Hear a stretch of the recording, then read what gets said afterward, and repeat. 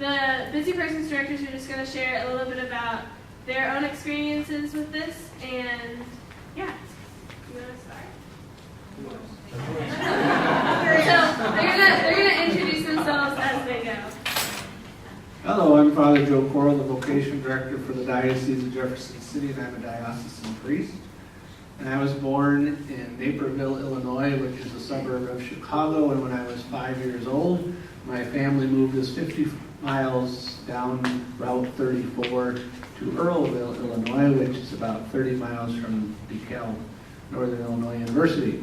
My family was my mom, my dad, and a brother who's 2 years older than I am. His name's Chris. And when I was 17, my parents divorced. And mom was the churchgoer, dad was not the churchgoer. My brother followed in my dad's footsteps, and I apparently followed in my mom's footsteps when it came to attending Mass. Dad had some mental issues that made it difficult for him to keep a job. And the way in which this has played out in my life is that I take work ethic pretty seriously. And we'll leave it at that. I have a strong work ethic. When I graduated high school, I wanted to get out of the state of Illinois. Nothing wrong with the state of Illinois, but I had seen it, and there was a big world to go and explore. And so I went to Culver Stockton College in Canton, Missouri, because they gave me an excellent financial aid packet. And when I wanted to be a high school English teacher, I could be certified in Illinois, Missouri, and Iowa, all 3 states. So I said, this is a good place to be. And so mom and dad were very excited that I was going to this college. They were very proud of me for being the first person in the family, and I don't mean the 3 of us, I mean the extended families, to go to college.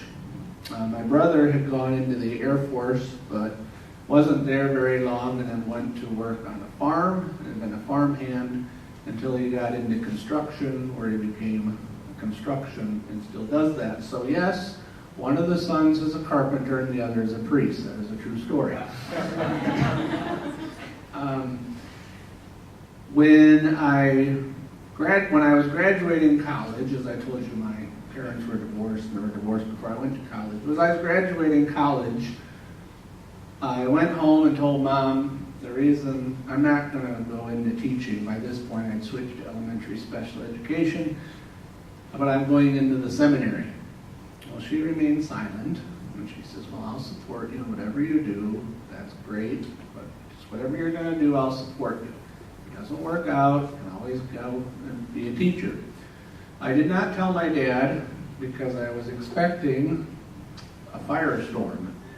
And when he called, wondering why I hadn't called in a while, I said, well, I'm not going into teaching, I'm going into the seminary. And the tsunami and the firestorm both erupted on the phone at the same time. Needless to say, he was not happy. He was very angry. He was very hurt. He did not support this. He did not want it to happen. My brother had thought I'd lost my mind. He had a lot of not so nice things to say about me and my sexual orientation and where I was headed with life. And so both of them, I think the Holy Spirit had prepared me for this because I really wasn't surprised, and I had a pretty good deflection mechanism going on, that it wasn't penetrating deep into the heart. It was just sort of, well, that's their reaction. It's my life. I got to do what God's calling me to do. So I moved on. Second year into seminary, my dad passed away, and brother was really distraught by that. Mom and I were texting, and well, not texting, but calling and writing quite a bit during that time. 4 years later, I felt God still calling me to the priesthood, and so I was ordained for the Diocese of Jefferson City, the same diocese that Culver Stockton College is in. At that time, Mom said to me, you know, when you told me you were considering this, I wanted to jump off the couch, but I didn't want you to think that you needed to do this for me. So she was very happy for me. 2 years after I was ordained a priest, I was able to witness my brother's marriage to his wife, and I really prayed hard that this would be the turning point where he would come back to the faith. I'm still praying because that was the one Mass he's been to besides my ordination. With my ordination, his marriage, 2 Masses in 15 years. So I still pray that someday he comes back to the church. We have learned how to have holidays together without going after each other with verbal wars, verbal attacks. And I'm very glad that our meals are now peaceful, that the family situation is very peaceful when the 3 of us get together. And they both, Mom and Dad, influenced me a lot. One by the Via Positiva, one by the Via Negativa, and both come into play very much. My relationship with them and my relationship to them about where the Lord's called me when I do vocational work. I'm very close to my brother, but it's a different kind of closeness. And Mom and I are very close, and I pray for my dad regularly that he is in heaven. I believe he is. I still pray. The Lord helps that happens. So with that, I'm going to pass to Sister Conley. Okay, wow, we have 2 mics. Looks fancy. This is high-tech here at E3. Okay, people. So, I am Sister Colleen. I'm a Salesian sister at St. John Bosco, and I have been for 22 years, and the nuns haven't kicked me out yet, so I think I'm staying. And so, I come from a really big family, not just big physically, I know I am, and also like in numbers. So there's 16 of us. I am the 14th of 16 children. Yeah, I know, it's crazy. One time I was telling a group of kids that, and I was like, yeah, my parents really loved each other. And then I was like, whoa, I didn't know. They didn't, obviously, I didn't know. So, I know, I'm not the brightest bulb in the pack. Anyway, so, yeah, my parents, when they got married, so my father was the oldest of 4 children. He just had 3 little sisters. And my mom was the oldest of 3. She's had 2 little sisters, so neither of them had brothers. And, whoa, were they missing out on all the fun.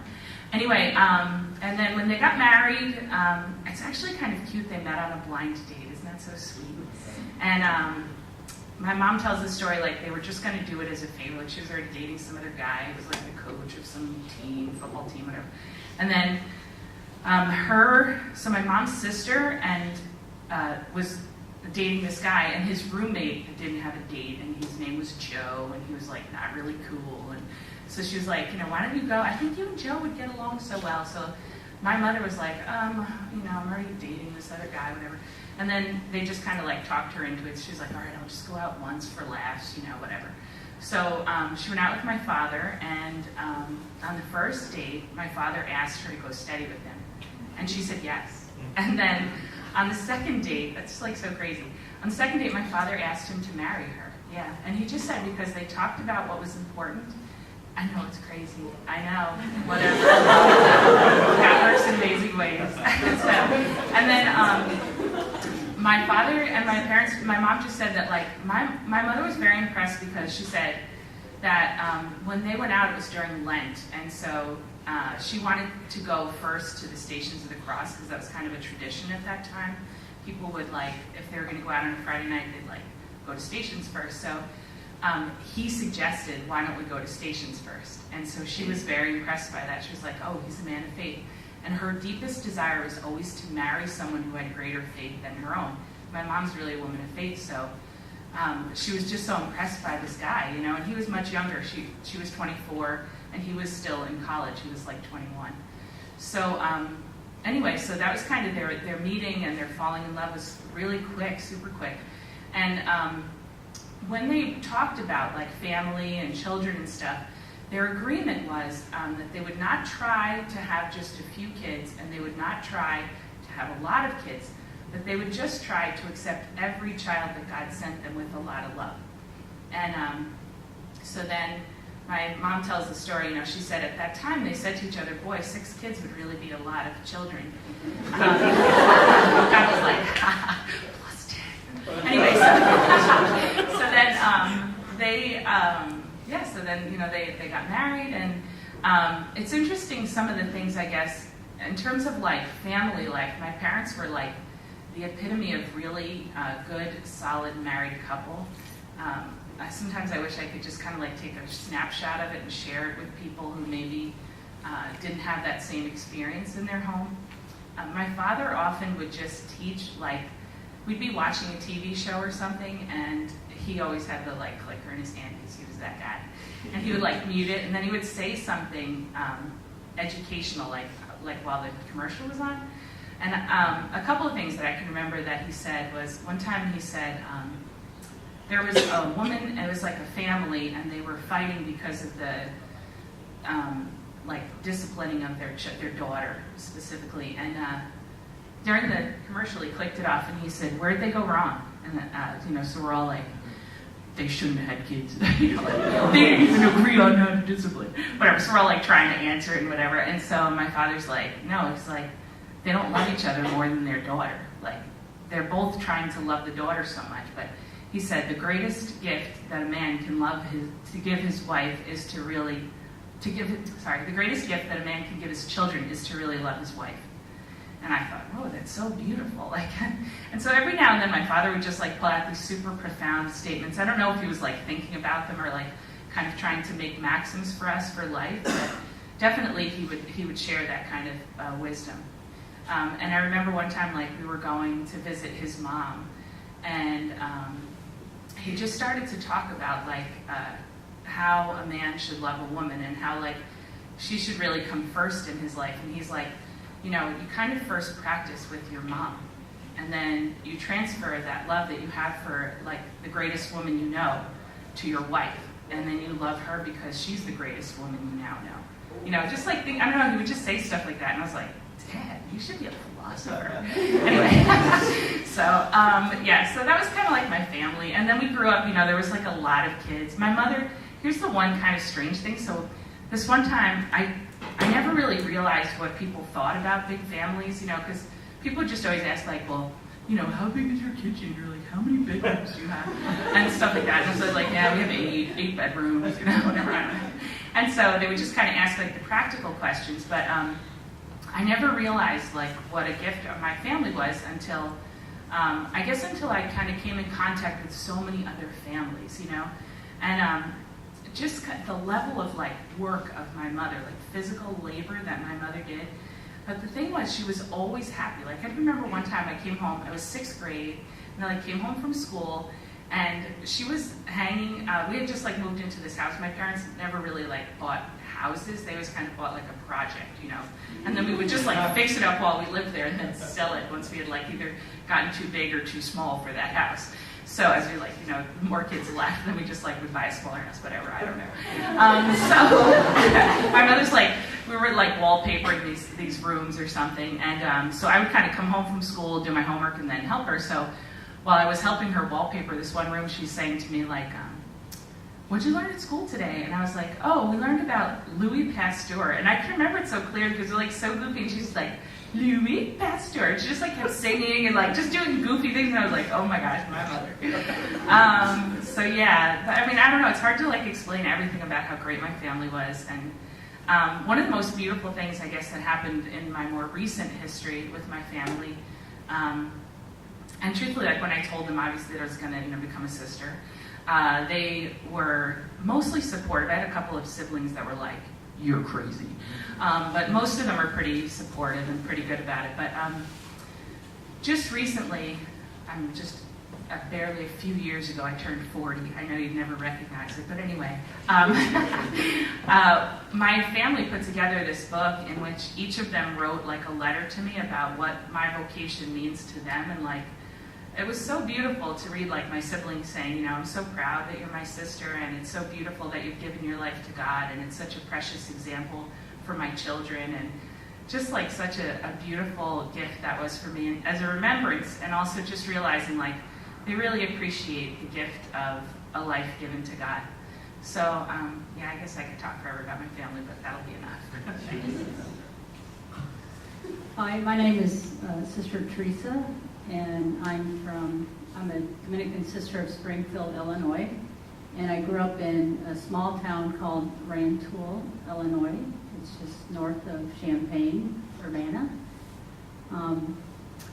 And I work out of Marian Catholic High School that's in Chicago Heights, Illinois, for those of you from Chicago area. Woo! Go suburbs. Where we name our suburbs. Where we name our suburbs. Anyway. And I'm the youngest, I'm the baby of the family. I have an older sister and an older brother. And my mom is still living. My dad passed away about 5 years ago, tragically by a drunk driver. So that's been really hard. But growing up, I had also, as part of my family, I had 3 great aunts who were Springfield Dominicans. So that plays a big part in this whole story of mine. They used to come and visit every summer, and they had the long habits on, and I would just, like, when I was a little kid, my mom used to tell me I always had to sit on their lap, whoever was there, or, I had to take turns, and I was just kind of mesmerized by who these people were. And so they've been a big influence in my life.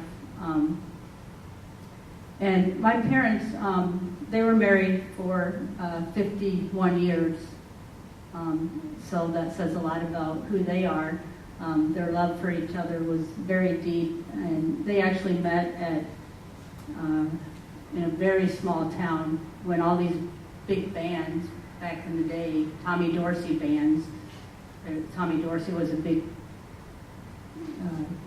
singer and dancer and all that, and that's where they met. And it wasn't long also that they got married and was married for all those years, and just a wonderful experience to witness that and the love that they had for each other. And they gave that love to us and showed that love to us. And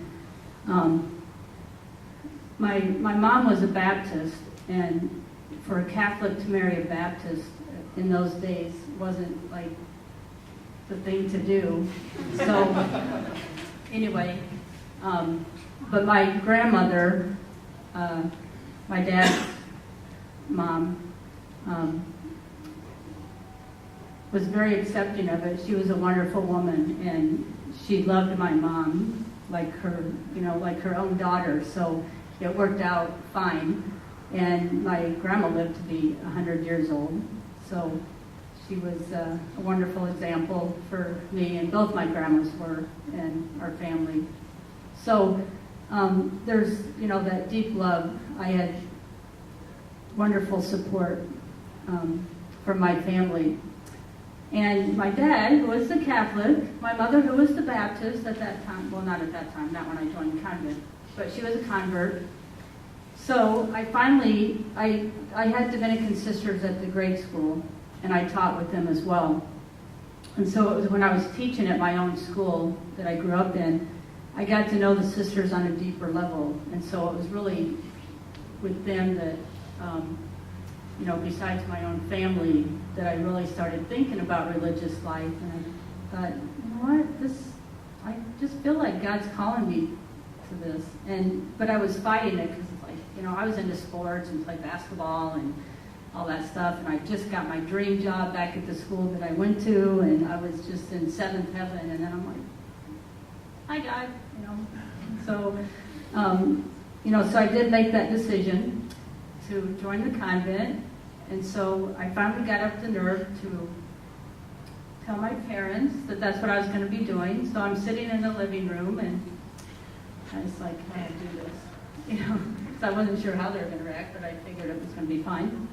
So I said, I'm going to join the convent. And my dad looks at me, he's like, the hell you are.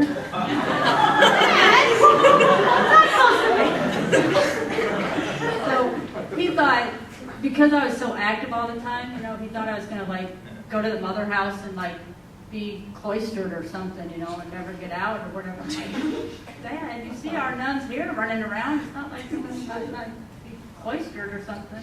Anyway, he got over it. So that's pretty much my story. And but But I have to share this with you because it's funny. A couple weeks ago, this is my 25th wedding. Well, not really. Yeah, long ago. But this is my 25th Jubilee year. And a couple of weeks,